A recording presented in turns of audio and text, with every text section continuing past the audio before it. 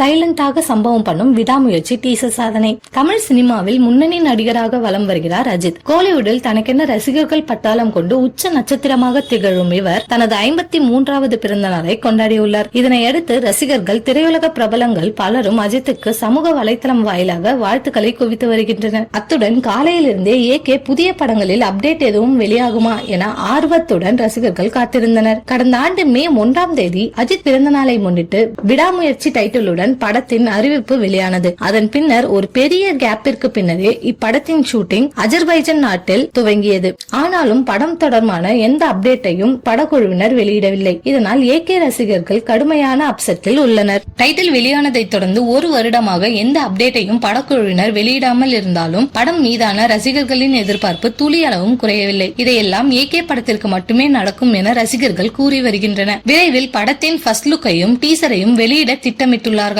விடாமுயற்சி first look வெளியானால் பல சாதனைகளை அஜித் ரசிகர்கள் படைத்து விடுவார்கள். விடாமுயற்சி டீசரில் படத்தின் ரிலீஸ் தேதியையும் குறிப்பிட இருக்கிறார்களாம். விடாமுயற்சி தீபாவளிக்கு ரிலீஸ் ஆக வாய்ப்பிருக்கலாம்.